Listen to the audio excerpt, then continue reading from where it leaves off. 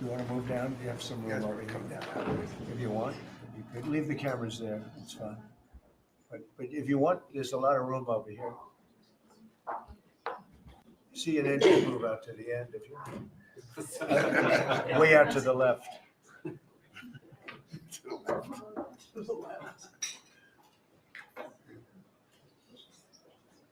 Are you able to get them all in the room? Are they in? Yes, sir. Are you okay? Thank you very much. We've had a tremendous 6 months, and we've had a tremendous 2 weeks, which now is, I guess, 3 weeks. And we have a tremendous group of people here that have done a great, unified, beautiful job. I want to, in particular, because of what she's gone through this last few days, done an incredible job. As you know, Christy, I'm going to ask you to say a few words about Texas. The first person there was the first person I saw on television was you, actually. And you've worked great with the governor, who's terrific.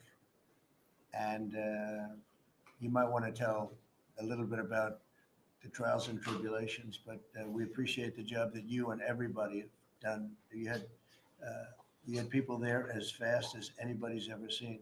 So really appreciate it. We all do. And maybe you could say a few words. Well, thank you, Mr. President. I want to thank you for your leadership. Texas is strong, and the people of Texas are incredibly strong. They've gone through something that is absolutely horrific, and it is heartbreaking to watch these families suffer the way that they are. As soon as this flash flooding event happened, the governor has activated his emergency responders. Nim Kidd is his emergency management director, who is incredible, and has immediately worked with the local first responders to get help to individuals and get them evacuated, put requests into me. We deployed, sir, right away, as you know, because you and I were talking a lot during this time, the Coast Guard. We also had some assets out of Customs and Border Protection. Our board TAC teams went in and helped with rescues and clearing debris so that we could get roads open and people get the help that they need. I think when I got there the most, sir, that day, as soon as I arrived on site, was getting a briefing from all the emergency responders, was just how unified they were in focusing on the fact that we're there to save lives. They were there to rescue people, find people who were still alive, and to reunify them with their family members. We as a federal government don't manage these disasters. The state does. We come in and support them. And that's exactly what we did here in this situation. FEMA went to an enhanced level immediately, but as soon as you signed the major disaster declaration, we were able to get them resources and dollars right away, just like you envisioned, through state block grants to help them with cleanup. And we're still there in presence, and FEMA's been deployed, and we're cutting through the paperwork of the old FEMA, streamlining it much like your vision of how FEMA should operate. And it's been a much better response to help these families get through this terrible situation. We still are looking for people. We're still looking for a lot of little girls and other family members that were camping along that river. And they will continue until they find every single person, and we will continue to help them and assist in that. I was surprised when I got there at the camp that day, right after this happened, the parents that were there, the parents that were looking for their children and picking up their daughter's stuffed animals out of the mud and finding their daughter's shoe that might be laying in the cabin, and just hugging and comforting people matters a lot. I'm extremely grateful for God's hand in that whole situation, because hundreds and hundreds and hundreds of people were saved. And this is a time for all of us in this country to remember that we were created to serve each other. God created us to take care of each other. And that when we do that, we are happier, we are more fulfilled, and we can walk alongside people on their worst day and help them get through it and come out the other side, knowing that we can continue to live a life that God has purposed for us. So they're grateful for you. Several times the day after the flooding, you and Melania were on the phone with me, and I want to thank you for that. And that meant the world. I was able to tell many of those folks that I had been visiting with you and that you had said, whatever they need, Christy, let's deploy it and get it down there and be helpful. And on Sunday, when the families were waiting at a church to identify their children's bodies, Franklin Graham and I called in and prayed with the families and read some scripture with them. And he was incredible in making himself available to that as well. We'll be back down there in a couple of days and continue to do all we can. But this is an unprecedented event. It really is. There's been tragedies like this around the country, but everyone is unique in different situations. And the response the federal government had supporting the state through this, I'm proud of the people that stepped up and immediately came. The Coast Guard, when they came in, they had a difficult time even getting the aircraft in and landed. They had to try several times in the weather to get it in and deploy. And I think we've heard about, our one Coast Guard member that was responsible for saving over 165 people, but that entire crew did incredible work. And all the first responders there did incredible work. And I know people are getting tired now, but they're getting reinforcements and volunteers are showing up. And I just want to commend the governor and his team for being the leaders. And they're so thankful that you're letting them make the decisions and manage the response like it should be. And then us supporting them with the resources of the federal government. We've already deployed dollars to the state, much like the block grants that you've talked about. Right. So very grateful for that, sir. There's never been a wave like this outside of the breaking of a dam. This was almost a wave that ended up being 30 feet high, more actually. Now with the dam, you can understand it, but this approached almost with that speed. When you see a dam break, it's not a pretty sight. It wipes out everything. And this is the kind of thing that built up so fast. And it's happened 2 or 3 times before over the years, but not to this extent. But tell them when you met the father who was picking up the daughter's clothing. And I had walked through the cabin where all the little girls died.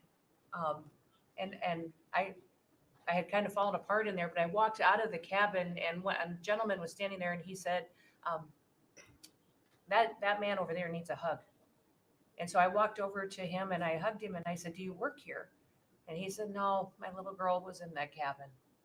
And he said, and I just found her best friend about an hour and a half ago. She had passed away.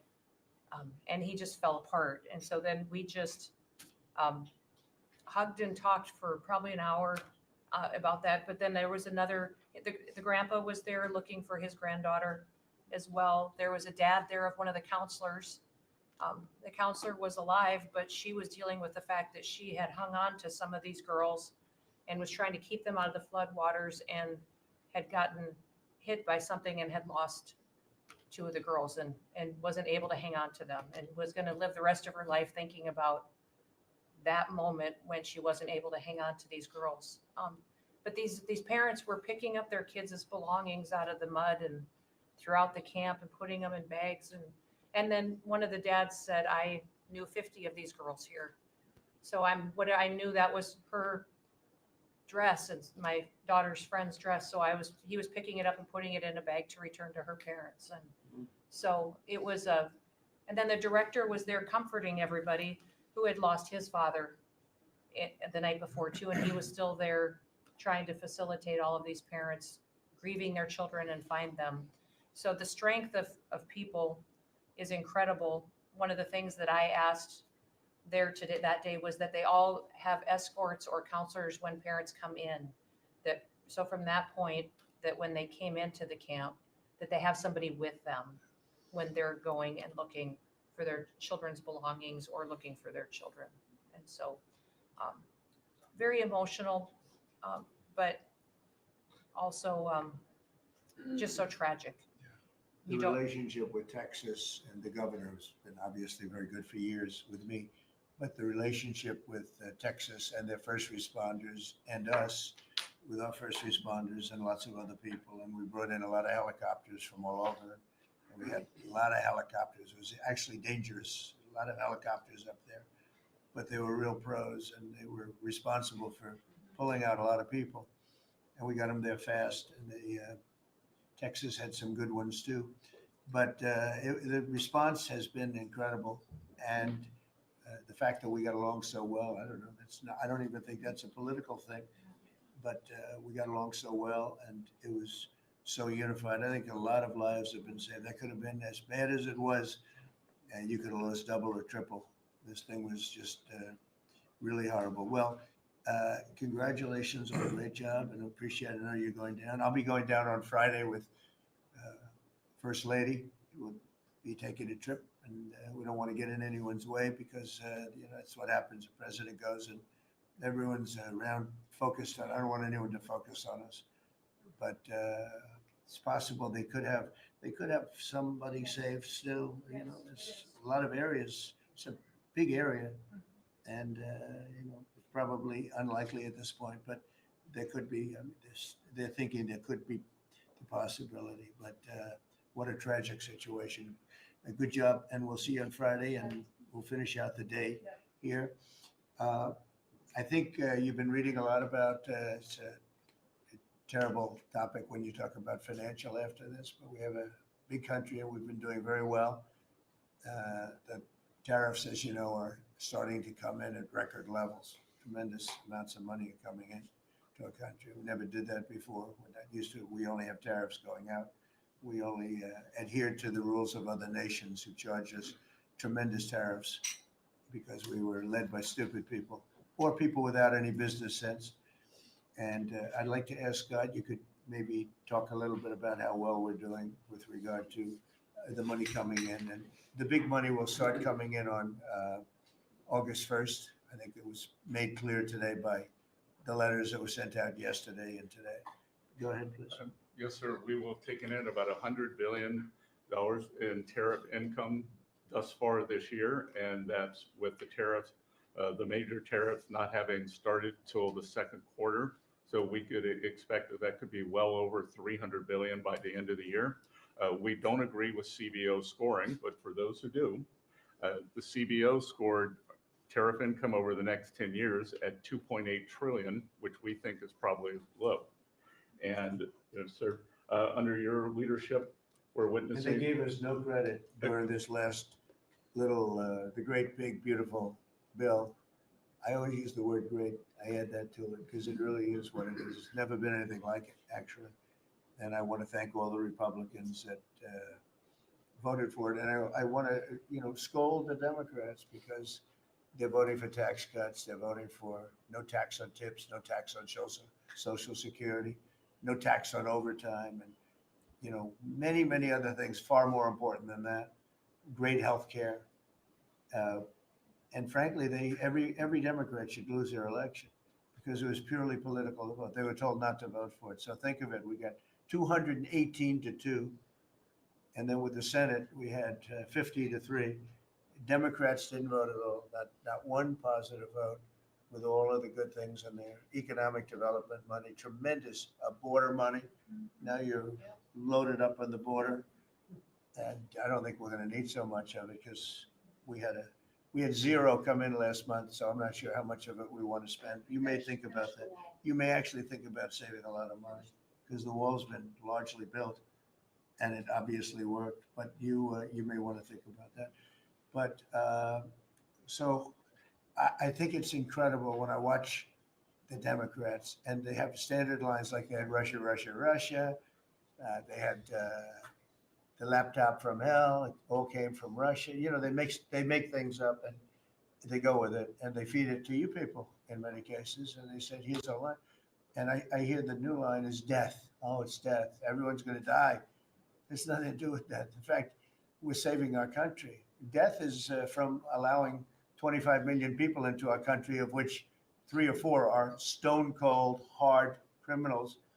11,888 are murderers, many of them committing more than one murder. That's death. And the Democrats did that. Joe Biden did that by allowing people to come in here, just totally unchecked, unvetted, open borders, open borders. The whole world was dumped into our country from prisons, from gangs, from mental institutions. We have many people walking the streets, walking in areas that we don't know anything about that came out of insane asylums.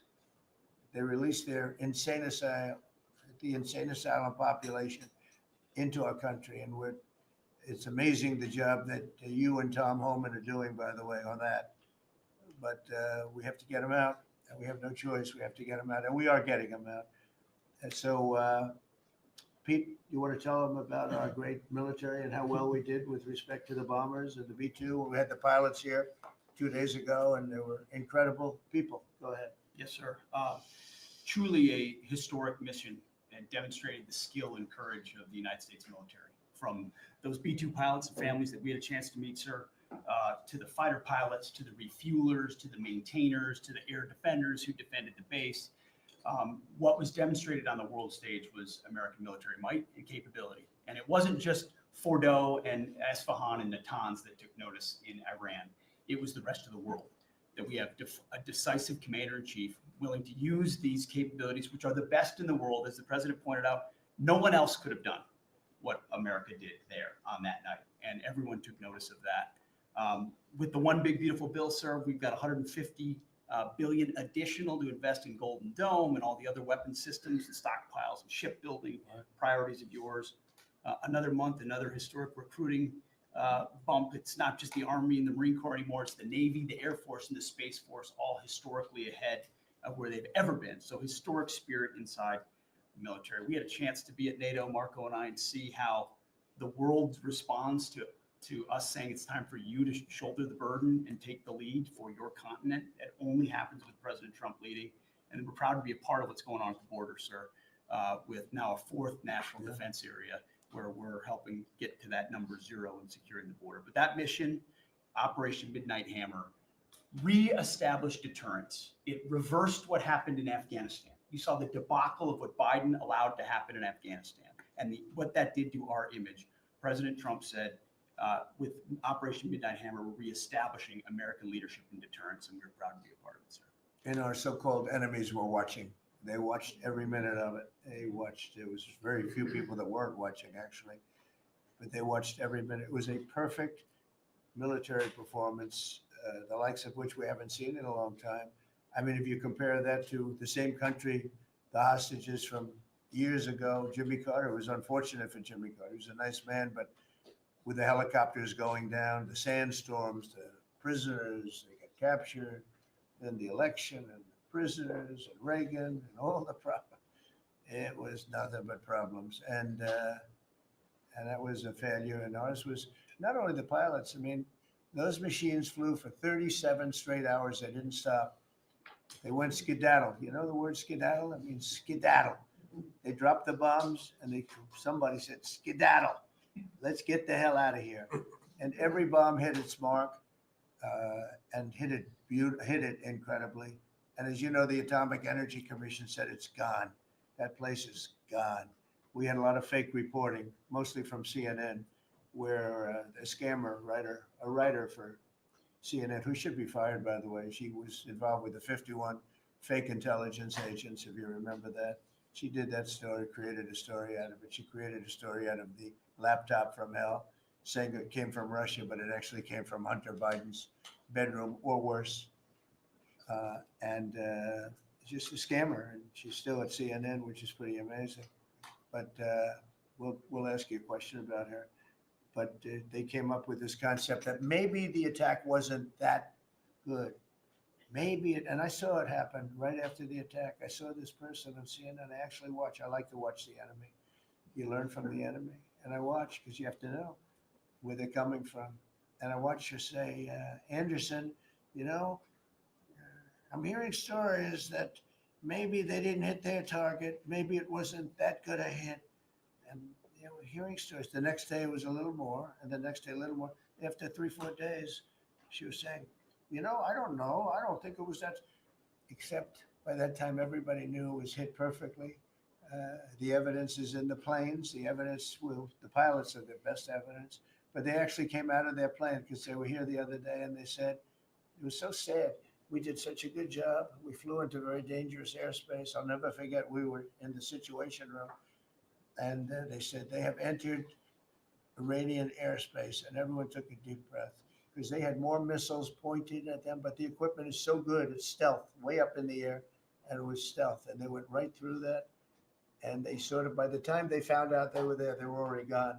That was the word skedaddle, get the hell out of here. But they were right in the most dangerous airspace in the world, and they took those big, beautiful, very fast. They're unbelievable planes. I mean, they become really beautiful works of art. I always thought they sort of were cool, but now they look better than just cool, don't they? Huh? But they dropped the loads, and literally they would hit. If you look at this table from here to there, they had a half a refrigerator door is the way to best explain it. Take a refrigerator door, average size, cut it in half. That was their target. They hit every single one. Then we had 30 missiles, Tomahawk shot from submarines 300 miles away. Every one of them hit their target. It was a perfect mission. Then they came back almost 37 hours. Every plane worked perfectly. The mechanics were here too. I said, you got to get the mechanics here. We didn't have any problems. If you remember, they had a lot of problems with the helicopters, but they did fly through a dust storm, which they shouldn't have done. Sometimes you say, let's go back and try it on a nicer day. Dust and sand don't work well with helicopters if you know much about helicopters. But that was a horrible embarrassment to us. Then we had Afghanistan, which I think was the most embarrassing moment in the history of our country. And we would have gotten out. I was the one that got them down. I would have kept Bagram, the big air base, which right now is controlled by China, one among the most powerful runways in the world, thick with concrete and steel. Anything could land. And right now, they were 1 hour away from where China makes its nuclear weapons. I was keeping it. Outside of that, we were leaving, and I would have been out faster than them, but we would have gotten out with strength and dignity. Instead, that was the most botched up mess I've ever seen. They left all that equipment behind. And every year they have a parade running down some third-rate street with the equipment. It's supposed to be Fifth Avenue. It doesn't work. But with all that equipment that they left, they should have taken every ounce of it. I was taking I said every screw, every bolt, every nail you take out of there. And Millie said, I remember one time, sir, we're better off leaving the equipment. Why? Well, it's cheaper. I said, cheaper? You mean it's cheaper to leave a $150 million airplane rather than flying into Pakistan or India or someplace, or just flying it straight home? It's cheap. Yes, sir. That's when I knew he was an idiot.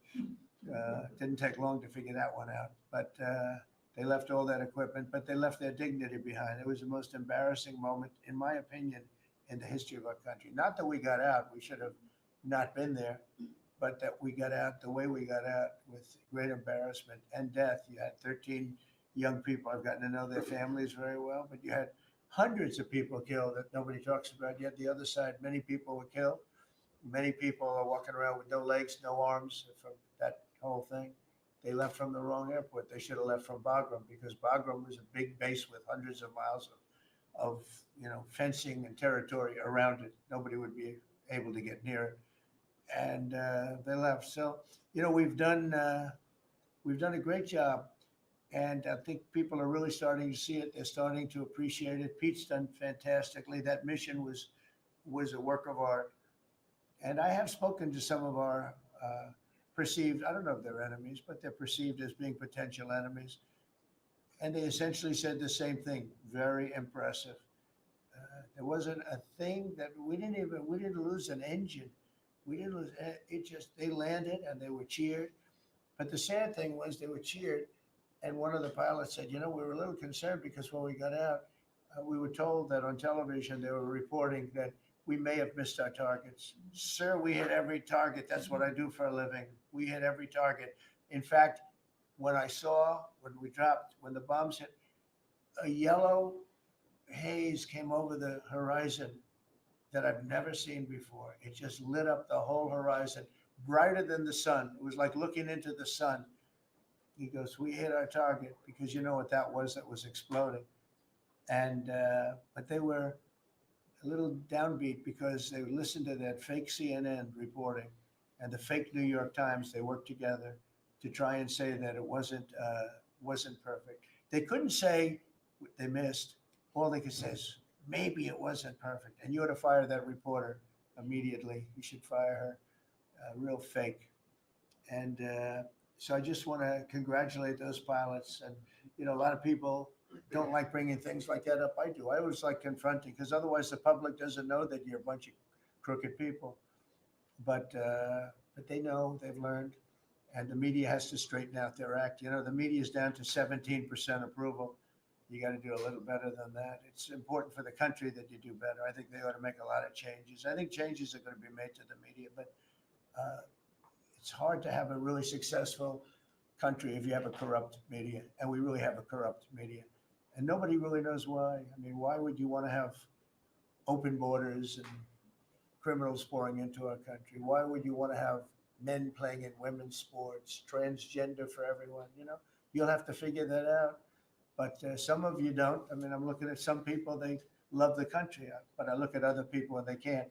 But we were really proud of our military. It was, and the people that maybe don't like us or want to play games with us, because I think that had you not had the situation in Afghanistan, I don't think Putin would have gone in. I think when Putin looked at how stupid and incompetent that operation was, he said, wow, this might be a chance. And we're dealing with him now too. We're not happy with Putin. I'm not happy with Putin. I can tell you that much right now, because he's killing a lot of people. And a lot of them are his soldiers and their soldiers, mostly. And it's now up to 7,000 a week. And I'm not happy with Putin. Okay, any questions? Yes. Yes, sir. You just said that you're not happy with Vladimir Putin. Is there anything that you plan to do to act on that feeling of Well, I unhappiness? wouldn't be telling you. Don't we want to have a little surprise? You know, one of the things we did with the attack is that, and you asked that question, I didn't mean to be rude, but I'm in a rude because I'm looking at some of these crooked people up here. So I'm rude, but your question was asked very nicely. But one of the things we did is we went over every fact. We wanted to get every fact straight. We wanted to have the distance straight, the number of pilots straight. Everything had to be correct, because this was a very important mission. If we failed on this mission, it was beyond the war that, you know, obviously we had with Iran and Israel. A lot of hatred, a lot of years and years of hatred, centuries of hatred. People have never seen anything like it. So we wanted to be correct with all our facts. So, you know, what I was doing is just asking, it would be great if the media would be correct with their facts. That's all we ask for. So go ahead. So finish it up. Oh, yes. Just sort of turning back to Russia, if there's anything that you would signal about your displeasure with them. Well, look, I'm very unhappy with them. There's no reason for this. It's turned out to be tougher, but it's only tougher. And I will say the Ukrainians were brave, but we gave them the best equipment ever made. We gave them the anti-tank busters that knocked out tanks. I mean, you just aim them in the direction of the tank and the tank is gone. We gave them missiles, the latest and the greatest. They were able to shoot down a lot of things that would have normally wiped out. You know, probably would have been a very quick war. It would have been a war that lasted 3-4 days, but they had the benefit of unbelievable equipment. And Europe gave them too. We gave them far more because Biden shouldn't have done that. He should have equalized. We should have given them the same, or we should have given actually less than Europe. It affects Europe much more than us, but we're in there for over $300 billion. Europe's in there for over 100 billion, but still Europe gave a lot. And I will say this, the Ukrainians, whether you think it's unfair that we gave all that money or not, they were very brave because somebody had to operate that stuff. And a lot of people I know wouldn't be operating it. They wouldn't have the courage to do it. So they fought very bravely, but we gave them the best equipment in the world. We make the best military equipment by far. There's nobody close. You look at other equipment from other countries, it's not even close. That's why everybody wants to buy our equipment. And that's why we're going to step up these contractors now that make it, and they're brilliant, but they make it too slowly. And we have to step them up, Pete, and let them make it at a much higher rate. Unfortunately, we have to do that. But if you look at our Patriots, if you look at our Tomahawks, if you look at our, well, what we do with tanks is you wouldn't want to be driving a tank. You would feel nice and secure, but they are javelins, they're called. And I gave them the javelins. Remember they said Trump gave the javelins and Obama gave them sheets, right? They called Obama at that time, Barack Hussein Obama, if you haven't heard. did a terrible job. But that was a war that should have never happened, and a lot of people are dying, and it should end. And I don't know, we get a lot of bullshit thrown at us by Putin. For you want to know the truth, he's very nice all the time, but it turns out to be meaningless. Do you want to sanction? Lindsey Graham has a sanctions bill on Russia. Do you want him to? I'm looking at it. Yeah, no, I'm looking. The Senate is passed a very, very tough sanctions bill. Yeah, I'm looking at Did it. you sign that? It's an optional bill. It's totally at my option. They pass it totally at my option and to terminate totally at my option. And I'm looking at it very strongly. Yesterday you said Go ahead, please. The Council of Economic Advisors released a new report saying that imported goods have actually decreased in price from December. I know, it's better than March. Well, my question is, With Fed the chairman- tariffs. Well, the Fed chairman keeps saying that tariffs are going to cause price increases. Are we Are the prices just not? chairman passed of the through Fed? yet? Yes, exactly. Are the You prices- do a better job than him. Thank you. Are the prices just not passed through yet? No, I think what's happening is everything's evening out. You know, when we charge, see what people don't understand, the other countries have been charged, almost every country charges us tariffs. We had deficits with everybody for years, for decades. And we were like this big monolith that made bad deals with everybody. We rebuilt South Korea, we stayed there. It's okay, we rebuilt it and we stayed there. And they pay us very little for the military. I got them to pay billions of dollars, and Biden then canceled it when he came in. I said to South Korea, as an example, we give you free military, essentially, very little. And I think you should pay us $10 billion a year. And they went crazy. But they agreed to 3. So I got 3 with a phone call. And I was satisfied. I said, but next year we have to talk. And then we had a rigged election and we never got to talk. And you know what Biden did? They probably went to him and they said, listen, Trump treated us terribly and we shouldn't be paying anything. And he cut it down to nothing. So that's what happens. It's ridiculous. That's the other thing. We're talking to countries about contributing to the military, not only just paying more in NATO, but contributing. We have 45,000 soldiers in South Korea. We have 45,000 soldiers in Germany, 52,000 actually. And that's a huge economic development for them. That's tremendous amount. That's like having a city. It's tremendous money for them, and it's a tremendous loss for us. So we're talking in a very nice way. We're talking to them about it. It's very unfair. We supply the militaries to many very successful countries. I mean, South Korea is making a lot of money, and they're very good. They're very good, but they should be paying for their own military. President Trump, can I ask you a question about Jerome Powell as well? And then the question to the Attorney General. Jerome Powell, and then I have a question for the Attorney General. Jerome Powell, who you've been pressuring to lower interest rates, he's facing accusations of lying to Congress, which is a potential crime about the Oh, then he should resign immediately. We should get somebody in there that's going to lower interest rates. Do you want congressional? Why don't you call for his resignation? Do you want congressional Republicans to investigate? It's okay with me. I think he's terrible. I think, look, we're paying, I call him Too Late. T-O-O, Too Late, like Too Tall Jones for the Dallas Cowboys, right? Too late. He's always late. But he wasn't late with Biden before the election. He was cutting him like crazy. It didn't help too much, did it? But he was cutting him like crazy before the election with Kamala and Biden. He was trying to get them in, I guess. I don't know. He was recommended by somebody that worked for me. I like you better. If I can ask the Attorney General a question too. Sure. And your memo and release yesterday on Jeffrey Epstein, Yes. it left some lingering mysteries. One of the biggest ones is whether he ever worked for a American or foreign intelligence agency. The former Labor Secretary, who was Miami U.S. Attorney Alex Costa, he allegedly said that he did work for an intelligence agency. So could you resolve whether or not he did? And also, could you say why there was a minute missing from the jailhouse tape on the minute set? Yeah, sure. If I could, Could I just interrupt for Sure. 1 second? Are you still talking about Jeffrey Epstein? This guy's been talked about for years. You're asking, we have Texas, we have this, we have all of the things. And are people still talking about this guy, this creep? That is unbelievable.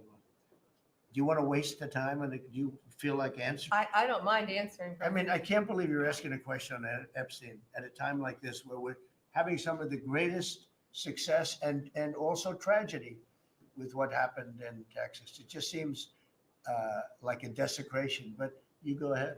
Sure. First, to back up on that, in February, I did an interview on Fox, and it's been getting a lot of attention because I was asked a question about the client list, and my response was, it's sitting on my desk to be reviewed, meaning the file along with the JFK, MLK files as well. That's what I meant by that. Also, to the tens of thousands of video, they turned out to be child porn downloaded by that disgusting Jeffrey Epstein. Child porn is what they were. Never going to be released, never going to see the light of day. To him being an agent, I have no knowledge about that. We can get back to you on that. And the minute missing from the video, we released the video showing definitively the video was not conclusive, but the evidence prior to it was showing he committed suicide. And what was on that, there was a minute that was off the counter. And what we learned from Bureau of Prisons was every night, they redo that video. It's old, from like 1999. So every night the video is reset, and every night should have the same minute missing. So we're looking for that video to release that as well, showing that a minute is missing every night. And that's it on Epstein. On the tariffs again, August 1st, you said is the deadline. What incentives do countries have to negotiate? It seems that deadline keeps moving. It was April 2nd, now it's. We didn't move, no. It's always been August 1st, that's what we're paying. A statement was put out today, and I put it out just to make it clear. It wasn't a change, it was August 1st. We don't change very much. Every time we put out a statement, they say he made a change. I didn't make a change. Clarification, maybe. No, August 1st, they pay. And everybody pays, everybody has to pay. And the incentive is that they have the right to deal in the United States. If they don't want to, they don't have to pay, and they don't have to deal here. But if they want to buy and make a lot of money and sell in the United States, they have to do that. If you go back and look at some of the good presidents, our country was the wealthiest, proportionately the wealthiest, from 1870 to 1913. It was an all tariff country.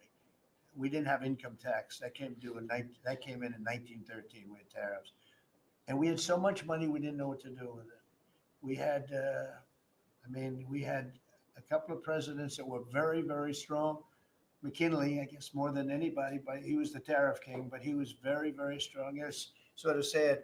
He made a fortune for this country, became very rich. And then Teddy Roosevelt went out and vice president, and he spent the money.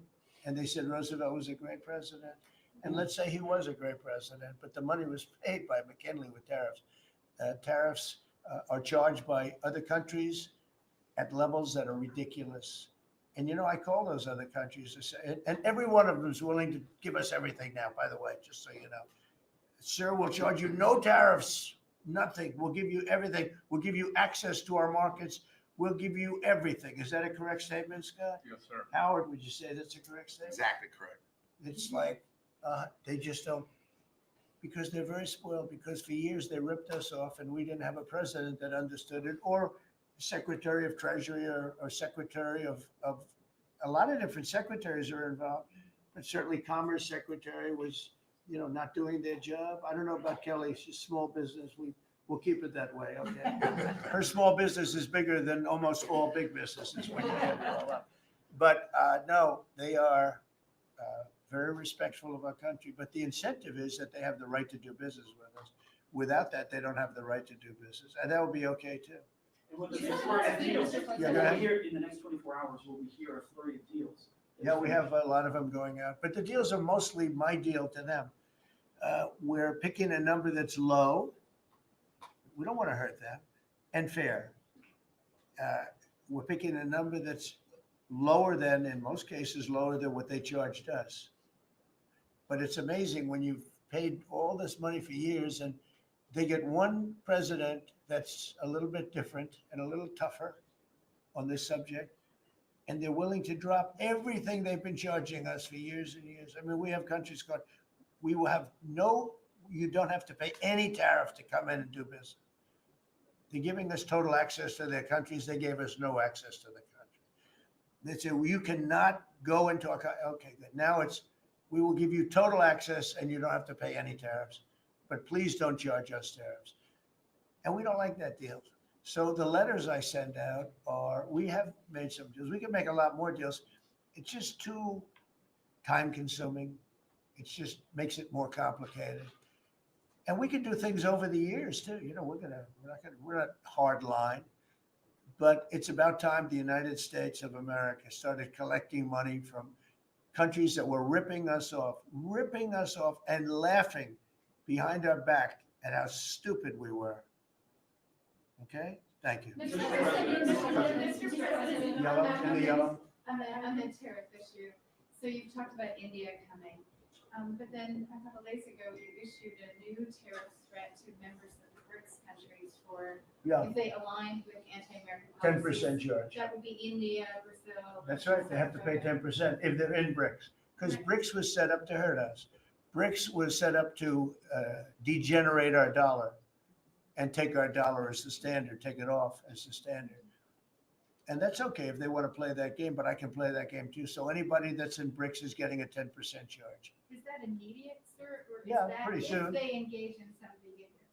Well, if they're a member of BRICS, they're going to have to pay 10% tariff just for that one thing. And they won't be a member long. I thought BRICS was, you know, I said this about a year ago and it largely broke up. But, you know, there are a couple that hang around, but I thought it largely broke up. BRICS is not, in my opinion, not a serious threat. But what they're trying to do is destroy the dollar so that another country can take over and be the standard. And we're not going to lose the standard at any time. If you have a smart president, you will never lose the standard. If you have a stupid president like the last one, you would lose the standard. You wouldn't have the dollar as you. And if we lost the world standard dollar, that would be like losing a war, a major world war. We would not be the same country any longer. We're not going to let that happen. The dollar, you ever hear the expression, dollar is king? The dollar is king. We're going to keep it that way, okay? And I'm just saying, if people want to challenge it, they can, but they're going to have to pay a big price. And I don't think any of them are willing to pay that price. There's some question. Yes, please. Thank you, Mr. President. Are you optimistic about reaching the tariff deal with the European Union soon? Well, the European Union has been speaking to us, Ursula and the whole group, and they've been very nice. They treated us very badly until recently. Now they're treating us very nicely. It's like a different world, actually. They've treated us very badly. They were among the toughest to deal with. Actually, in many respects, they were much worse than China. Look at what they do to our companies. They sue Apple. They sue Google. 17 billion they got from Apple on a lawsuit that they didn't have a case. They have, you know, judges that are European Union judges. And they ruled, they take so much money away from our country in terms of that, in terms of other things that they do. They're very tough. But now they're being very nice to us. And we'll see what happens. We're probably 2 days off from sending them a letter. We are talking to them. I just want you to know, a letter means a deal. You know, a lot of people said, we got 200 countries. We can't meet with 200 countries. We have a few trusted people that know what they're doing, that are doing a good job, but you can't do it. You have to do it in a more general way, but it's a very good way. It's a better way. It's a more powerful way. And we sent them a letter. You read the letter. I think it was well crafted.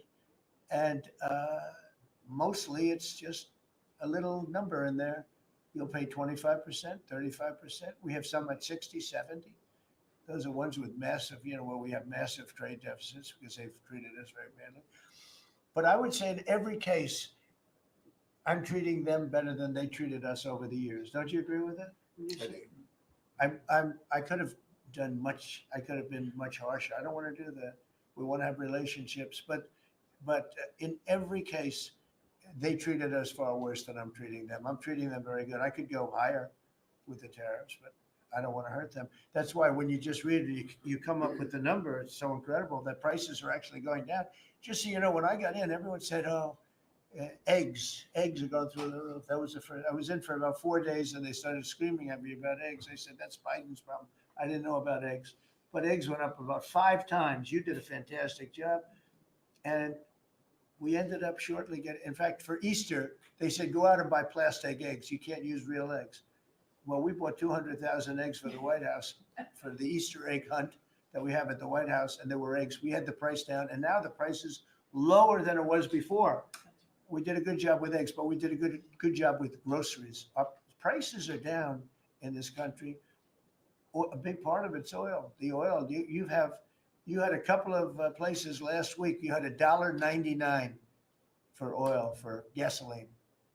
Nobody thought they'd see that. I want to get it lower if I can, but we've done a good job. You've done a very good job. Do you want to say a couple of words about that, you and Chris, about what's happening with energy? Well, absolutely, but I would say on the pricing side, President Trump, the fact that you've endorsed and supported a policy of energy dominance, that sends a signal to the market that we're going to have more supply.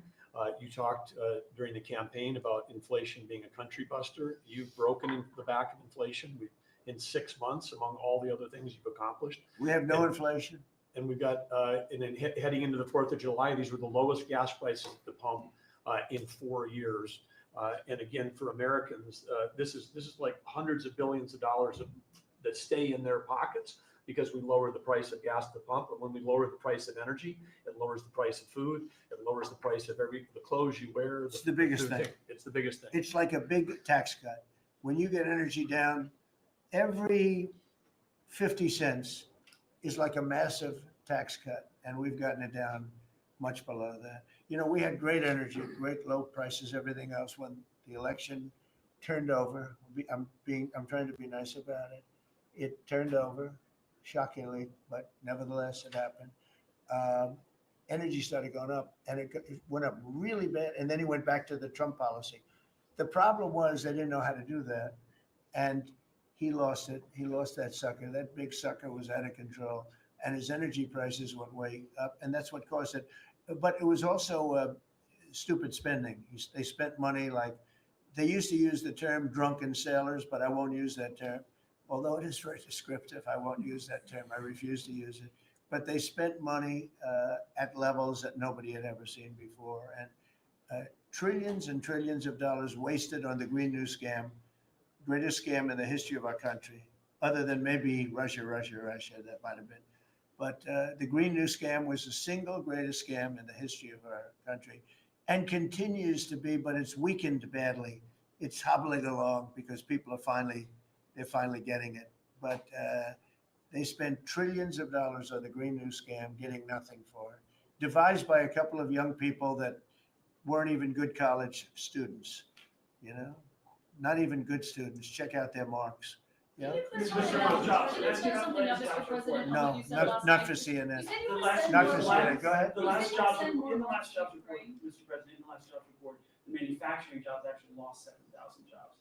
When will the investments that you've been talking about have an effect? Well, they're building the plants now. About 7 have started. We're going to have hundreds started within a short period of time. Lee Zeldin, who may be the most important man in this room, I'm sorry, but he's the one that gets the permits. Where is Lee? He's the one that has to get the permits for the plants and the factories, and permits that used to take 5 years, he's getting in record-setting times. AI, we're leading China a lot in AI, and if we go with this, you know, I'm allowing the plants to build their own electric. I'm allowing them to become an electric utility, so they can produce their own electricity, because we need double to be successful with AI, which is the biggest thing now. We need double the electricity that we have, which is hard to believe. We need even more than that. And they're building plants with their own electricity substations.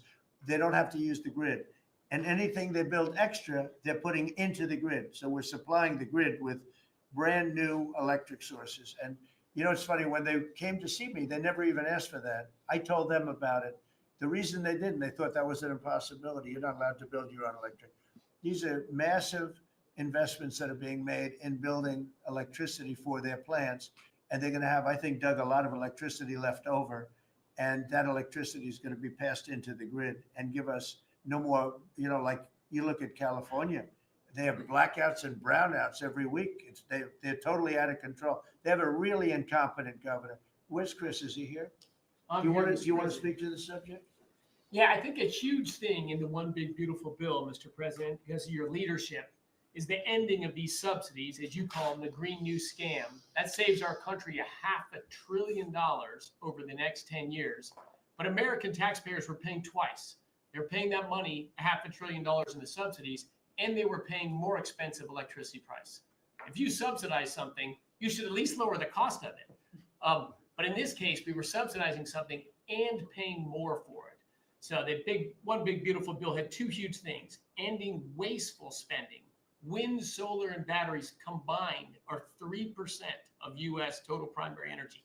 3% for $1 trillion, another $500 billion coming. It's just not a good investment, hurting our businesses, hurting our consumers. And the one big beautiful bill also unshackled oil, gas, and coal development in the United States, onshore and offshore. Secretary Burgum has been working tirelessly on how, by getting the government out of the way, private businesses will develop more resources in the United States, lowering costs for American consumers and making much better leverage for the United States to help our allies abroad and reduce the power of our adversaries abroad. So just a huge win on the energy front all around, and I thank you for your leadership. We're setting records now on energy, and there'll be nothing compared to what they'll be in about a year from now. But we're setting records, and wind is a very expensive form of energy. It's very bad for your beautiful surroundings, the plains and the valleys, and the birds are dying all over the place. You know, the whole thing is a disaster. They're almost exclusively made in China. Not that I have anything against China, because I don't have a great relationship with President Xi, but I asked him, how many wind farms do you have? He makes them, but they don't have a lot of wind farms, I'll tell you, very, very few. And wind is tremendously expensive and is very ugly. And if you own a house that's inside of a windmill, your house is worth less than half. And you hear noises. And interestingly, in New England, you probably read, where for 50 years they had 2 wells washed up, 50 years. And last summer, they had 14 washed up. Now, I'm not saying that's the wind farm that was built, but maybe it is, right? Probably is. It's tremendously expensive, and it can only be done with subsidy. You know, I know a man that's in that business, and one of the biggest in the world actually runs a company that builds these stupid windmills. And he said, I hate the business because it's the only energy where you need subsidy.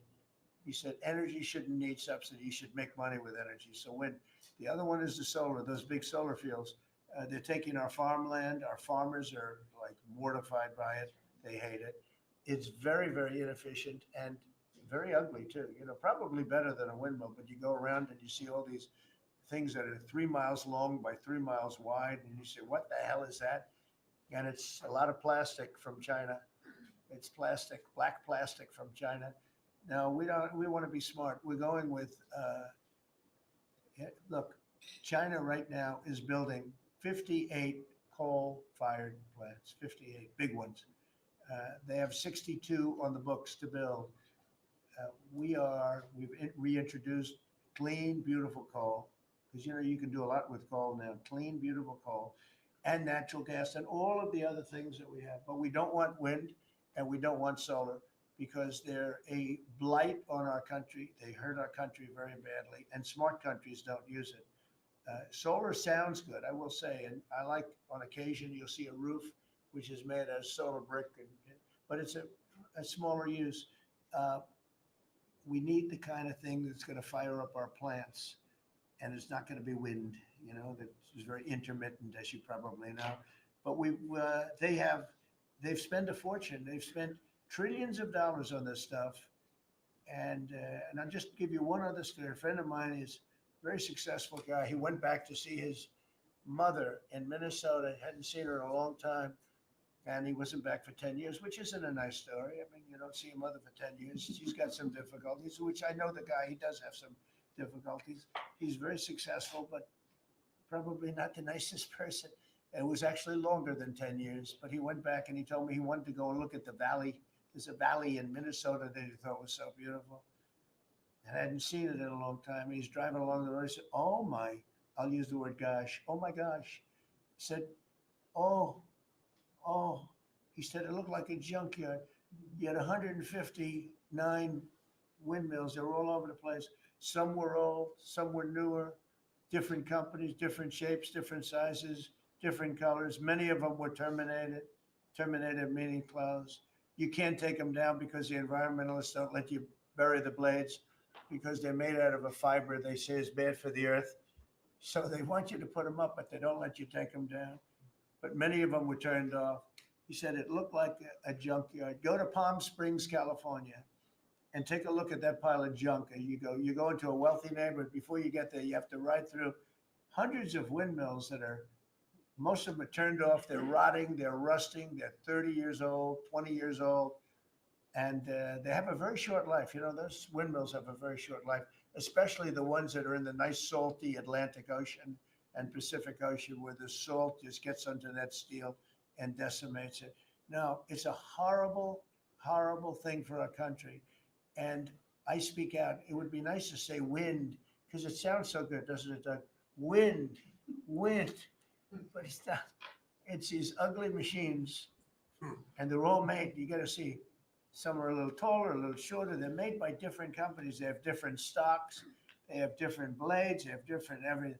It is so horrible. And if you look at smart countries, they don't use it. Smart countries don't use it. And we're now a smart country. We're a brilliant country. We're not smart. We're brilliant now. We're going to be a brilliant country. We have to be because we have to catch up for some really stupid people that did a bad job. Yes, Brian? Yes, Mr. President, I've got a quick comment, some feedback as a native Texan, someone that I grew up bringing my kids to a camp very near the affected camp now. Thank you on behalf of Texas. I've gotten hundreds of messages that want to thank. If you're in the cabinet room, you can tell the president and his team on behalf of Texans, thank you so much for the quick response and the loving and the hugs. I saw that you gave. Two quick questions. I saw a Palestinian senator. His name is Schumer. He's a good Palestinian. No, he's a Palestinian. He's become a Palestinian. He's abandoned the Jews. But I saw him say, it's Trump's fault. Yeah, that's right. It's Trump's fault. He was actually, do you ever see John Lovett's The Liar? Where he goes, yeah, I went to Harvard. That's right. This was Schumer. He goes, yeah, it's Trump's fault. That's right. It's Trump. I actually saw that stupid guy try and blame it on me. And I said, man, that's a tough one to take. But his career is limited because I hear AOC is going to beat him. And she's no bargain either, by the way. Go ahead. Well, I'm just saying that's an example of an America First team effort to get this country back. So that's what America First looks like for the viewers watching us at home. My two questions. It looks like we have a rogue judge, an Obama-backed rogue judge that is attempting to block the funding to Planned Parenthood, which the big, beautiful bill cuts off the funding to Planned Parenthood. Any plans to challenge that? Okay. Absolutely. Yes, we're on it. We're on it. And I texted, I believe, I talked to yesterday Secretary Lutnick and Secretary Besson. I reached out to you to let you know that we were on it in the big, beautiful bill. Wonderful.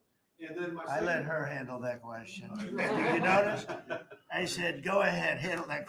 That's awesome to her. Then my second question was Secretary Rollins. You did an amazing press conference today in front of the Department of Agriculture. You talked about the Farm Act and the need to get China out of our country, owning farmland. For the viewers at home that might have missed that, can you recap what that means to national security to make sure we can grow our own food? Well, thank you, Brian, sir, if you don't mind. Yes, this morning, Secretary Hegseth, Secretary Noem, and Attorney General Bondi and I had a press conference at the USDA. I just happened to have a chart in case it came up, but obviously the Chinese owning of farmland in our country is a massive national security issue. And for the media, you can see the yellow is where all of the farms have been purchased over the last number of years. And the red is around all of the military bases where that farmland has been purchased. So this is a massive national security issue. The press conference this morning included 3 of our greatest governors as well, Sarah Sanders from Arkansas, Jim Pillen from Nebraska, and Bill Lee from Tennessee.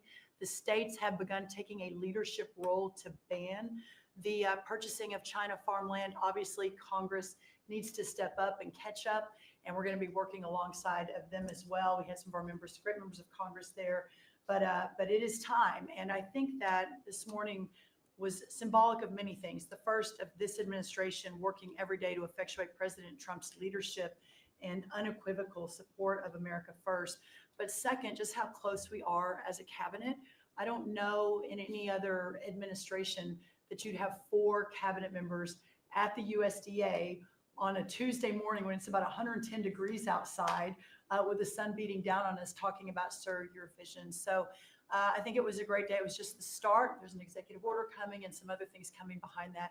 But protecting America's farms isn't just about protecting our farmers. It's also about national security. So that's what we discussed this morning. I do want to say that I think we have had a really good relationship with China lately. And we're getting along with them very well. They've been very fair on our trade deal, honestly. And I hope we're going to have a great relationship. It's a big, strong, powerful country. We're more powerful than they are. We have much better military equipment than they do. But we are getting along with them very well. I'm getting along with President Xi very well. We speak often. And with all of that being said, and I understand what you're saying, but I think we're getting along with China very well. Mr. President, you have sent more weapons to Ukraine, as you said last night.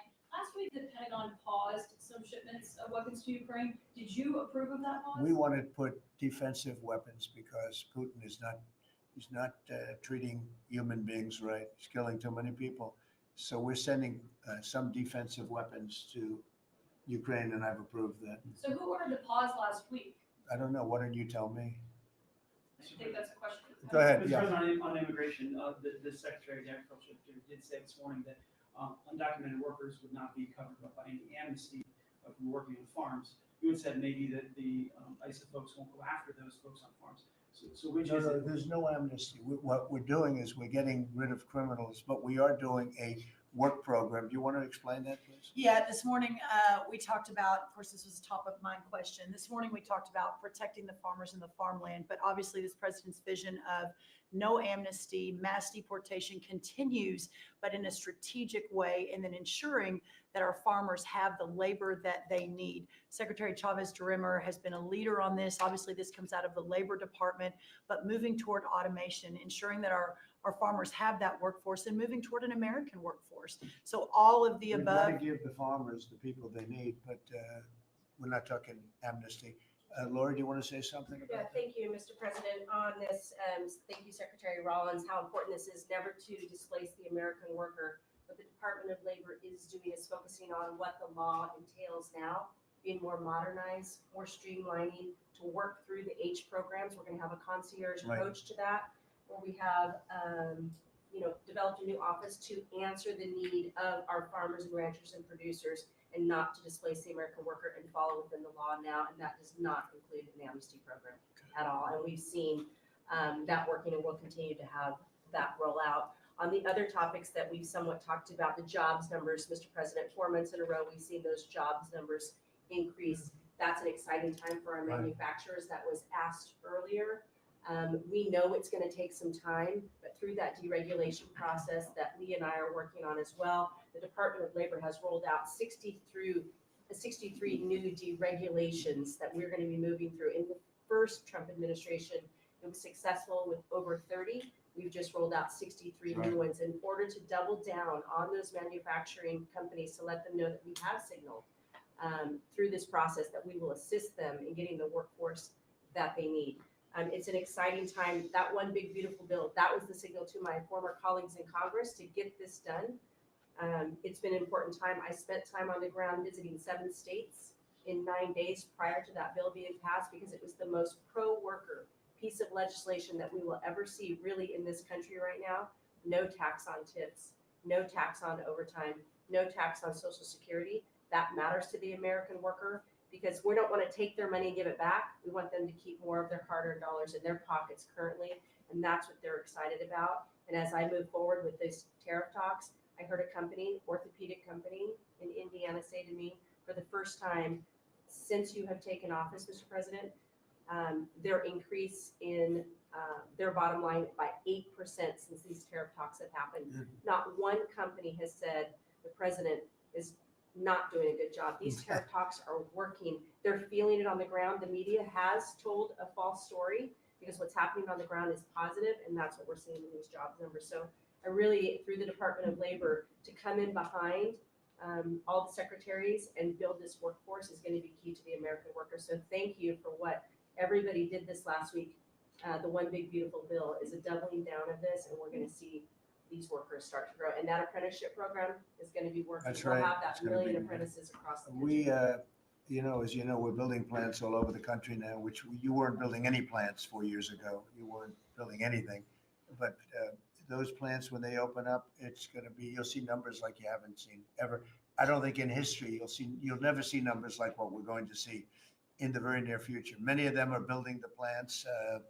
Some are just starting right now. You know, it's a brand new administration. But, and they wouldn't be here except for two things: November 5th, the election, and the tariffs. And frankly, I guess the election was more important because of tariffs. I mean, another person wouldn't have done this. But they're coming in because of the tariffs. They have to, they're not going to pay 25, 30, 40, 50%, 70 and 100%. And we'll be announcing something very soon on pharmaceuticals. We're going to give people about a year and a half to come in. And after that, they're going to be tariffed if they have to bring the pharmaceuticals into the country, the drugs and other things into the country. They're going to be tariffed at a very, very high rate, like 200%. We'll give them a certain period of time to get their act together. But they were all here. Now they all left. They went to other places because we allowed people that sat in this room allowed it to happen. And I don't allow it to happen. The people in this room don't allow it to happen. So we're going to be announcing pharmaceuticals, chips, and various couple of other things, you know, big ones. We did steel, as you know, they're 50%. We did aluminum, 50%. Lumber just came out. Mention that's copper. And we did cars. And now today we're doing copper. What would that tariff be on? The section I believe the tariff on copper, we're going to make it 50%. 50%. Any breakthroughs in See, I'm glad he didn't question it because Any I breakthroughs? just sort of thought, what would that be? That was a quick one. I didn't have much time, but he agreed with me. That's why he's ours. Any breakthroughs on Gaza with the Prime Minister and there's reports that you're meeting with Netanyahu again tonight? Is that Yeah, I correct? am. He's going to come over again tonight. We're talking about Gaza, or mostly Gaza right now. It's he's been very unfairly treated. I think what they've done to him in Israel is very unfair, having to do with this trial. I think, you know, he's a wartime prime minister, had an unbelievable outcome, and I think he's been treated very unfairly. But he's coming over later. We're going to be talking about, I would say, almost exclusively Gaza. We got to get that solved. Gaza is a tragic. It's a tragedy. It's a tragedy. And he wants to get it solved, and I want to get it solved. And I think the other side wants to get it solved. Steve, could you talk on that, please? We're in proximity talks now. And we had 4 issues, and now we're down to 1 after 2 days of proximity talks. So we are hopeful that by the end of this week, we will have an agreement that will bring us into a 60-day ceasefire. 10 live hostages will be released. 9 deceased will be released. We're meeting at the president's direction with all the hostage families to let them know. And we think that this will lead to a lasting peace in Gaza. And you're doing a good job. It's a tough one. It's a tough one. A lot of hate, you know, this is called long-term hate. But we think we're going to have it solved pretty soon, hopefully with a real solution, a solution that's going to be holding up. And can I follow up? This is, I think, the first cabinet meeting since Elon Musk has not been a special government employee, not here anymore. He's now saying he's going to create a third political party. Are you worried about the impact that that could have? No, I think it'll help us. It'll probably help. Third parties have always been good for me. I don't know about Republicans, but for me. Are you second guessing any of the cuts that DOJ made? Since you No, described it as no. off Look, the rails the we other day? cut hundreds of billions of dollars with we could have done it differently. I would have done it differently a little bit maybe, but it was something that we saved a lot of money. You can always second guess. I guess some of the people in this room maybe would have done it slightly differently, and some would have done it exactly the way it was done. But it was dramatic and it was important, and we found a lot of things like billions of dollars given to people for environmental protection, where they had $100 in the account, like in Atlanta, Stacy. And then you had another one with 20 billion here, 20 billion here, and 2 billion here, and 15 billion. Lee, you might want to mention just a couple of those things. We really got because of Doge. At the Trump EPA, the one big beautiful bill was filled with many big beautiful wins for the taxpayer. It delivered a sledgehammer to the Green New Scam. Billions of dollars rescinded. It's a big deal for the American taxpayer who sees money go through pass-throughs that are filled with self-dealing and conflicts of interest. They see unqualified recipients. They see reduced agency oversight, and they want accountability with their tax dollars, and they got it. In the example of the Stacey Abrams connected NGO, they received $100 in 2023. They got $2 billion in 2024. They had to complete training on how to develop a budget that was put into their grant agreement. They, out of nowhere, started paying a CEO $800,000, a COO $450,000, 22 people making over 150 grand. Out of nowhere, this is tax dollars. So money go through pass-throughs, through other pass-throughs, through other pass-throughs, and we lose oversight over it. And you see that it's going to former Biden officials, it's going to former Obama officials, it's going to Democratic donors. And we're not here saying we want to take money from a left-wing NGO and give it to a right-wing NGO. We want to give it back to the taxpayer. This is about us being good stewards of American tax dollars without any apology or regret. That's why President Trump was elected last November, because there were a whole lot of people who maybe they hadn't voted Republican in a long time. Maybe they didn't even vote for President Trump the first time around in 2016, but they're regretting that vote from 2016 and they were making it right in 2024. So the one big beautiful bill gave us the tools to rescind billions of dollars more. We're seeing hundreds of thousands of dollars that'll get wasted per electric vehicle as an example of this money that was going through it. They gave $50 million to a group called Climate Justice Alliance. They say that climate justice runs through a free Palestine. The Biden EPA gave $50 million to a group that says the climate justice runs through a free Palestine. We say that if you're going to spend $1 in the name of remediating an environmental issue, then spend $1 on remediating an environmental issue. We say that we can protect the environment and grow the economy. We want to help grow more baseload power in this country. So why is it that it took this long for this team to get assembled, to be able to fix the mess that we inherited? But gosh, we love showing up at our jobs every single day, first thing in the morning, because all day long we get things done for the American taxpayer. And Congress did its part last week by passing one big beautiful bill to deliver this accountability and to cut off the Green New Scam. So maybe it's a bad day for Stacey Abrams. Maybe it's a bad day for all those well-connected Democrats getting paid off. But you know what? God bless America.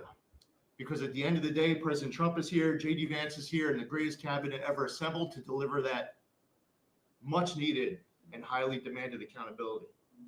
That was a very good answer.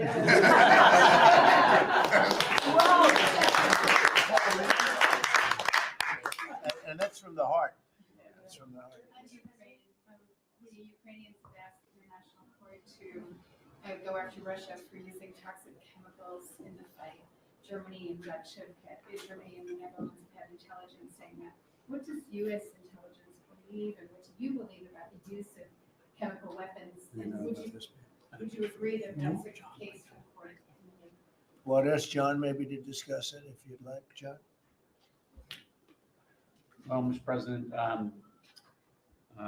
obviously, chemical weapons, if it's documented and its use, it's illegal. It's against all international laws of armed conflict and treaties. And obviously, I can't share in this room with this audience the intelligence that I can share with you privately, but obviously, you're not going to stand or allow for any violations of international law by anyone.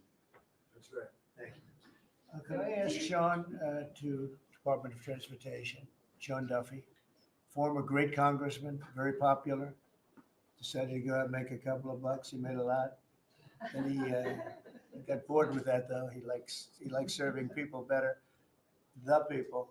And could I ask you to just discuss a very important subject to me, and that's the modernization of our equipment at airports so that planes aren't crashing into each other and bad things don't happen. It should have been done many years ago. We were going to do it, and then the election precluded that, unfortunately. But We're doing it now. Could you tell them where we are? Yeah, if I could start with Newark, you guys all covered what happened in Newark. We had outages for a couple of 30-second outages a couple months ago. We have, in 2 months, Mr. President, it's historic speed, laid new fiber lines for communication and tested those in the next month. So those new lines for the Philly Tracon that controls the Newark airspace, they're up and running. Lightning fast speed. June was the most on-time June ever in the history of Newark for air travel. So that's going incredibly well. By the way, we shouldn't have dealt with this because Joe Biden and Pete Buttigieg had moved the center from New York to Philadelphia. They didn't test the lines. They didn't do the work, which is what brought us all these problems. But in the big beautiful bill, we got $12.5 billion. This is a historic investment in air traffic control. And so what the money is going to allow us to do is move from copper to fiber all over the country. So new copper lines. We think we can do that in 1.5 to 2 years. We have radar that dates back to the 1950s, some of it from the 60s and 70s. We get brand new radar across the country as well. We have some infrastructure money to build TRACONs and centers, the en route centers that control the traffic across the country. So this is a massive new start to rebuild air traffic control. And again, this is dilapidated. Americans think that their government takes care of them and makes the investments that are necessary to make the country work. And for 30, 40 years, the investments weren't made. And so under your leadership and direction, we are making those investments. And per your direction, right now, we are interviewing what we could call a general contractor or an integrator. One company to manage. It's a massive project. The FAA is not qualified to manage this kind of a project. So we are now going through the process of finding who that one company will be to manage the whole project. We'll interview those companies together and make that selection. So we'll write one big, beautiful check to one beautiful company that'll be responsible for this whole build. But if I just make one last point, this is not enough money. We're going to need more. But this is a massive new start. The biggest investment. We'll need some more money on top of it, but a great start from the big, beautiful. The starter. It's very important to us. And just to cover that, there have been accidents, and my pilots, I would often hear them say, "Oh, good," and they would use a different system, a different country to land in New York. They'd use the radar and other things from a different country. I said, "What's that?" He said, "Oh, our system is so bad." And I knew that we were all set to start. And Boot Edge came in, and what they did was so crazy because they hooked it copper into fiber, into steel, they had all different systems. They had hundreds and hundreds of contractors, different contractors for different airports. They spent billions of dollars, and they made the system worse because you can't hook copper into fiber. It doesn't work that way. You just can't do it. It's not doable, but they tried to do it. Didn't work out too well. And in the end, it was just a complete disaster. We want to have one great company. Now, Raytheon's going to bid. IBM's going to bid. We have 5 or 6 bidders that really are good and do this stuff. And we want one, because I know about overruns. I look at the railroad out in California, headed up by one of the worst governors in our country, who I used to get along with, actually, but he's just, when you lose 25,000 houses and you would have had your cities burned down. If we didn't step in, Los Angeles would have been burned to the ground. But you look at that, and I said, I really know how to build. You got to have one guy, one contractor, one great one, whether it's IBM or Raytheon is good, but you have 4 or 5 that are really, really great, and they're all bidding against each other. But you don't want to have one doing the wire and one doing the digging and one doing the demolition and then they're all saying they all blame each other because they're saying they were late and therefore you have to pay me millions of dollars more money. I know the system so well, and we're going to have a great company do the whole thing. We're going to get a fantastic price. Maybe we'll get them very big and very strong, and maybe we'll get them to make a contribution toward getting it done at the right price. But we're going to have a great system. When we finish, we will have the best system on earth, done by one of the 2 or 3 best companies. There are only a few companies can do this. This is not. But if you would have seen what this other group did, they were going crazy. They had, I heard 3,000 contractors And then when it all came together, guess what? It didn't work. It's a disaster. So we're going to have in a pretty short period of time, so it'll take us about 2 years to build it. And we'll have a contract given out probably over the next couple of months. We have some great bidders, some great companies that want to do the job. You're going to have great air traffic control. Just make one last point of this. So the last administration signed a contract with an American company to fix the copper to fiber, and that contract was a 15-year contract.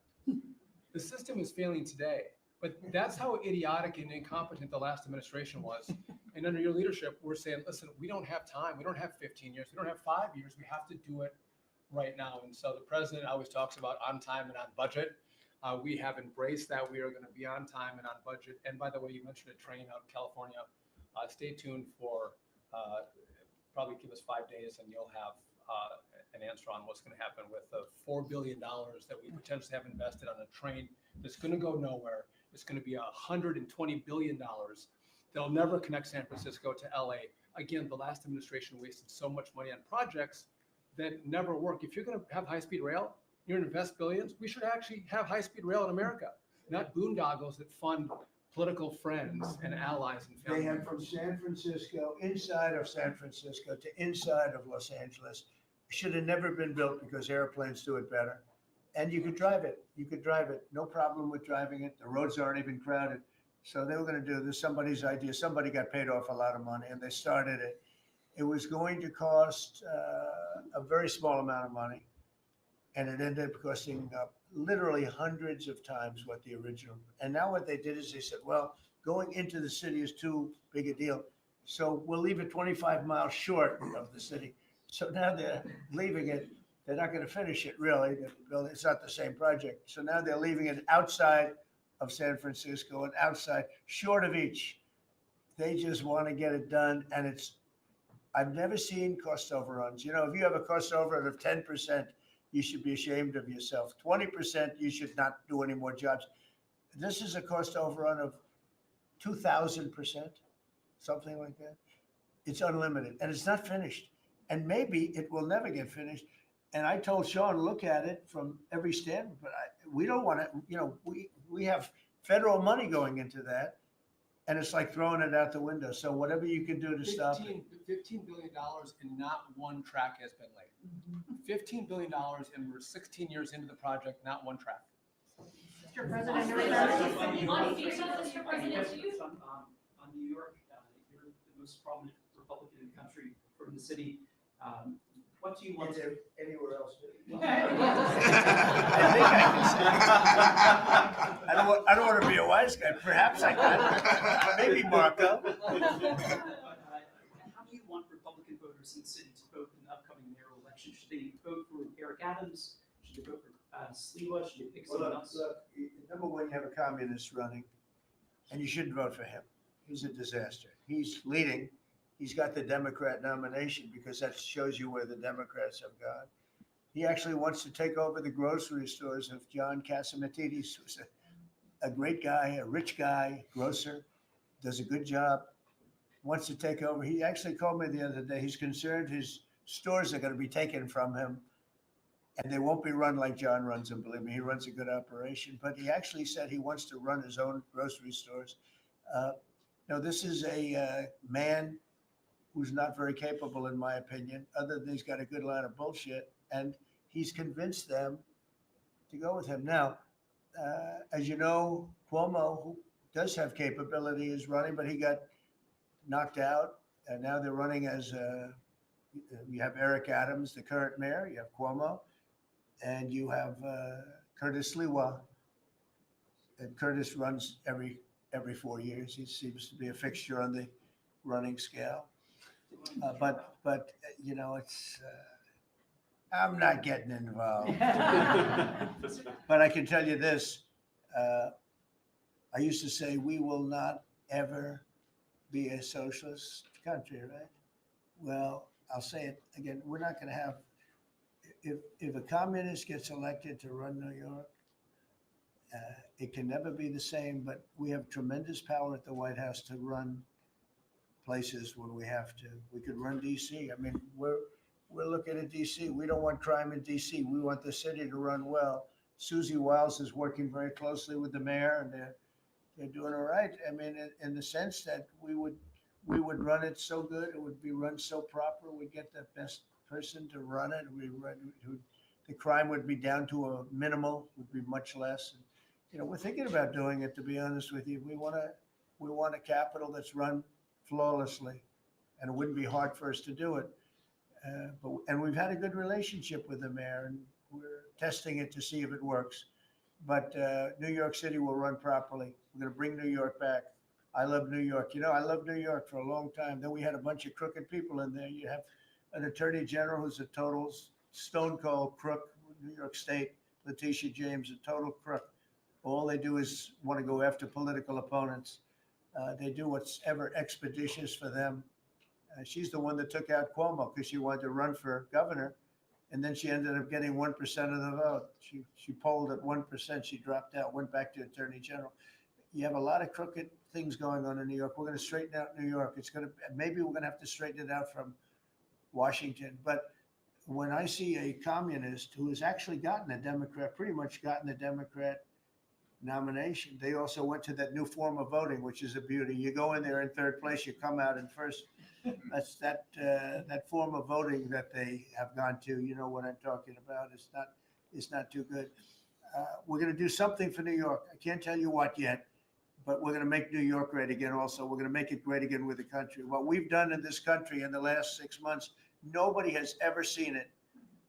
And I told the story. The King of Saudi Arabia was over there. They gave us $5.1 trillion between Saudi Arabia and UAE, Qatar. 3 stops, 5.1 trillion coming into our country as an investment, biggest investment ever made. And it's all going to good stuff. I mean, all real big, good stuff, energy projects, big things. But they all 3 told me essentially the same thing.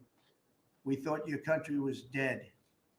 And now you've got the hottest country in the world. We're right now riding the hottest country. We all, and you can all be proud of it. We're in the hottest country. This is the hottest country in the world. There's nobody close. Made hotter by some great pilots and great machines that nobody else has. Those great, big, beautiful machines, they rode those machines right into the toughest territory, and nobody knew what the hell happened. And then they hit their targets perfectly, and it was complete and total obliteration. And that's why that war ended, Steve. They told me that's why the war ended. The war ended when they saw that, it was over. And we're very proud of it. But we have the hottest country in the world right now, from a country that was close to dead. And if I didn't win, if you would have had the other person win, we all know who she is, whether it was she or Biden, they're the same. He may have been more competent than her, and that's hard to believe, right? But if you had that ideology in, I don't believe you would have had a country anymore. I think you would have had a country that was broken up. But we had a dead country. Now we have the hottest country in the world, and everybody knows it. Everybody said it. Mr. Vice President, do you have anything to say? Well, thank you, Mr. President. I just want to say that I'm very proud of the whole team. I think everybody has worked together. You see Pete and Marco and Steve working on some of the diplomacy, Christy and Pam working on the border. We just have a really, really solid team, and we've done a lot of good work. And in particular, I want to congratulate the White House staff led by the president on getting the One Big Beautiful Bill passed. Yeah. I was personally skeptical, sir. I never told you this, but I was skeptical we'd be able to get that thing done by July 4th. We did it because we worked together and we worked very well. So it's an honor to be a part of it, but I'm really proud of you guys for doing a great job. The beautiful thing about it, it had something for everyone. That's right. Most people said it had to be broken into 7 bills. It's so big. The problem was that some of those 7 have nothing for anyone, but they had to be done for the country. You know, sometimes you have to do things for the country that aren't necessarily popular. We had a couple of them, and that wouldn't have worked. So the One Big Beautiful Bill, many people said it could never be approved. Too big, too everything. Is too much. But it had something very big and very important for everyone, and it's great for the country. And remember, the Democrats have come up with a false narrative, you know, just whatever. It's just a line that they send to everybody and that they print. I think in the case of this, it's death, death. Everyone's going to die. I heard that. Everyone's going to just the opposite. Everyone's going to live. What we're doing is saving our country and making it much bigger, better, and stronger than it ever was. I'd like to ask, Marco's been doing such a great job. Do you have anything to say? Well, it's just going through a list here, Mr. President, and I think the Vice President's pointed out to the great team you have, but and all these achievements that have happened domestically. But you think about it, under your leadership, we prevented and ended a war between India and Pakistan. NATO's now at 5% for the first time ever, the highest numbers ever. A peace deal between the Democratic Republic of Congo and Rwanda. A 12-day war that ended with an American operation that we're the only country in the world that could have done. Hopefully, pretty soon, a peace deal between Azerbaijan and Armenia. The entire Middle East and the infrastructure of it has the potential now to change because of Syria and Lebanon, and it hasn't even been 6 months. Sure. It hasn't even been 6 months. So it's a a great lot. testament to your leadership in this team. Well, thank you very much, and you've done a fantastic job. Could I just ask Linda? She's involved in so much. She's so talented and so good, and she's working on a couple of little things like Harvard, who was given $5.5 billion over a short period of time. We caught him on that one. That's crazy, but you're working on so much. You want to bring education back to the States. How are you doing? Well, absolutely, and thank you for the opportunity. I think on the big, beautiful bill, what we saw, with school choice, this funding on a national basis at the state level, but there are opportunities now for scholarships more and more often for kids who are attending schools. It's going to be a big turnaround. I think one of the biggest accomplishments we had over the past week was the University of Pennsylvania with the Title IX ruling that Leah Thomas was stripped of her title. Riley Gaines and Paula Scanlon and other women who have stood, so strong against men and women's sports. And when you put out the executive order, I mean, that just solidified and gave them the opportunity. So those are a couple of really, really big wins, and thank you for that opportunity. And how are you doing with Columbia and Harvard? We're negotiating hard. I think we're getting close to having that happen. It's not wrapped up as fast as I wanted to, but we're getting there. Thank you. And you've done a fantastic job. Thank you very much. It's been a good team. Yep, Good team. you have a great team. Around this table, a lot of people help with that. That's right. Thank you very much. Maybe just in closing, we spent a lot of time, effort, very little money on this room. This is called the Cabinet Room. It's been here for a long time. And it had some pictures that were not many of them and not very good ones. And I actually spent time in the vaults. The vaults are where we have a lot of great pictures and artwork. And I picked it all myself. I'm very proud of it. That's Andrew Jackson, great Andrew Jackson. That's a gentleman named, and we call him President Polk. He was sort of a real estate guy. He was, people don't realize he was a one-termer, but he was a very good president. But, and I'm not sure I should be doing this, he actually gave us the state of California. He was the one. He was the one that hooked it up. So I'm not sure, maybe he won't be there for long. But if you notice, the frame is the exact same size almost as the other one is Andrew Jackson. So that was a part of the reason too, I have to be honest. But Polk was actually a very good president who's got the same frame that I needed, okay? And up here you have the original George Washington right behind the light. And then you have Dwight Eisenhower, who was a very underrated president. He built the interstate system, and he was the toughest president, I guess, until we came along. But I don't mind giving up that crown because I don't want to be too tough on it, but we want to be humane. But he was the toughest president on immigration. He was very strong at the borders, very, very strong. And sometimes you can be too strong. He was strong at the borders, and during a certain period of time, they were so strong that almost every farmer in California went bankrupt. And we have to remember that. We have to work together. We have to remember that. But he was a very good president and a very good general and a very good president. And I thought he deserved a position somewhere on this floor. And then you have, this is very exciting to me. He was not a Republican, to put it mildly, but he was, he was a four-termer. He was Franklin Delano Roosevelt. And if you notice, there were a lot of ramps outside. We have ramp, people say it's an unusual place for a ramp. It was because of him. He was wheelchair bound, but he was an amazing man It's an amazing portrait. And we used to have him in the room, a different portrait. And it was a terrible portrait. It was almost like it was done by a child. And I used to say, you know, I can't believe that he would have approved of that portrait of himself. And I was in the vaults and looking at things. I said, what's that? And we have some great curators here. We have 6 curators at the White House. They have 2 for paintings, they have them for furniture, they have them for different things. I guess cost is no object. Okay, cost is, maybe I'd have 1, but that's all right. But we have 6 and they're very talented though. And he said, that's a picture of FDR. I said, really? Let me see it. They took off the wrappings, very well preserved. And they said, that's the picture they've been looking for years. That was the picture of Franklin Delano Roosevelt. And I said, oh, wow. And likewise, that fit, see frame-wise, it just doesn't work. It doesn't work if you have, I want to be nice, but it doesn't work if you have a big frame, a little frame, and but it's like perfection. I'm a perfectionist. The mirror was down in the vaults also. I said, where is this from? And it's a very old, very storied mirror, beautiful. We put that up. And then over there is Honest Abe Lincoln. And that picture was in his bedroom. And we thought that this would be a very important place because this is where wars are ended. I'm not going to say wars are declared. I'm going to say wars are ended. Okay, we'll be positive.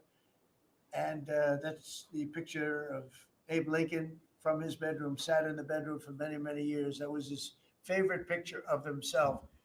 And the Lincoln bedroom is very famous. You remember when Bill Clinton had it and he rented it out to people. Okay. We don't do that. But it's an incredible room. And we took that picture from his bedroom. That's Abe Lincoln. And then over here you have John Adams, and it's they were the first occupants of the White House, 1800. And John Quincy Adams, Mrs. Adams, they were the first occupants. So we have them looking at each other, and in between their stare is Abraham Lincoln trying to make peace.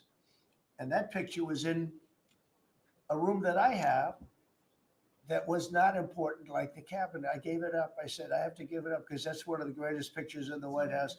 The White House is tremendous art. And the Oval Office, when we're there, we'll go over that. That's really been something. Then we got the drapes, so we got the whole thing. We got new drapes. We got new, wasn't a big expense, very, very small. And we took some of the Chinaware and silverware and trophyware, they call it, from the vaults, and we had it cleaned up, hadn't been shined up in 100 years. Some of this has sat in the vaults for over 100 years, amazing. Over 100 years. Many of the pictures that were put up in the Oval Office as an example, those two as an example. So he was president. They moved in 1800, and he won the election, I believe, in November of 1800, John Quincy Adams. And we thought that would be, he was considered to be a good president, and he was the first occupant of the White House, so it sort of made sense. And I love the frame of those pictures. Look at those frames, you know, I'm a frame person. Sometimes I like frames more than I like the pictures. And we have the flags of the Marines, and Space Force now has its own flag. I'm very proud of Space Force, but the Army, Navy, Air Force, Marines, Space Force, the whole thing. And Coast Guard is right there. You never forget the Coast Guard. They do a great job. So we have the flags throughout the office. And it's really become quite a beautiful place. I don't want to tell this, Marco pointed it out. I was going to leave the clock. So as president, you have the power. If I go into the State Department or Department of Commerce or Treasury, if I see anything that I like, I'm allowed to take it. Do you believe this? So I'm in Marco's. I see this gorgeous clock, grandfather clock, and there it is. I said, Marco. He didn't know about it. I had to read him the rule and regulation. I said, Marco, I love this clock. Look at it. It's beautiful. He said, what clock? I said, the clock that's in the other room is incredible, and nobody gets to see it there. Marco, I tried to talk him into it first, and it sort of worked, and then I had to use a little more. I said, I'd love to take that clock out and put it in the cabinet room. He said, no, are you serious? I said, Marco, I have the right to do it, Marco. And he said, all right, what the hell? So, that's his contribution to the cabinet room. But it's, by the way, it's an incredible clock. And, you know, it's an important room. So you may see it again. Maybe we'll move it back sometime. Anyway, so that's pretty much it. But it really is great. Here we put out, you know, these lamps have been very important, actually, whether people love them or not. But if you see pictures like Pearl Harbor and Tora Tora Tora, you see movies about the White House where wars are being discussed. Oftentimes they'll show those lamps or something like those lamps, something that looks like them, probably not the reals, because I don't think they were allowed to. This is a very important room. This is a sacred room. And I don't think they made movies from here. You never know what they do. But they were missing medallions. See the medallions on top? They had a chain going into the ceiling.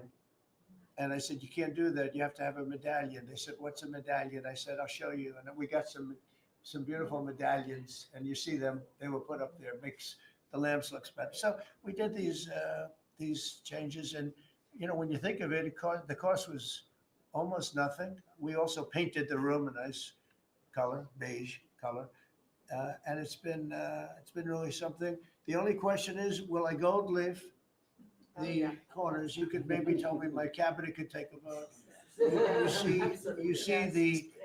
see the top line moldings, and the only question is, do you gold leaf it? Because you can't paint it. If you paint it, it won't look good because they've never found a paint that looks like gold. You see that in the Oval Office. They've tried for years and years. Somebody could become very wealthy, but they've never found a paint that looks like gold. So painting it is easy, but it won't look right. And the question is whether or not we should gold leaf it. Linda, do you have an opinion? I gold leaf it. You like it the way? No, I gold leaf it. You'd gold leaf it?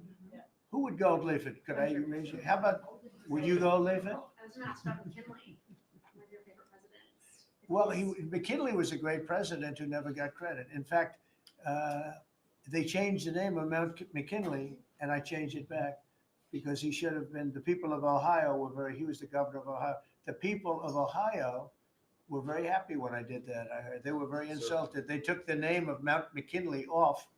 That was done by Obama a little while ago, and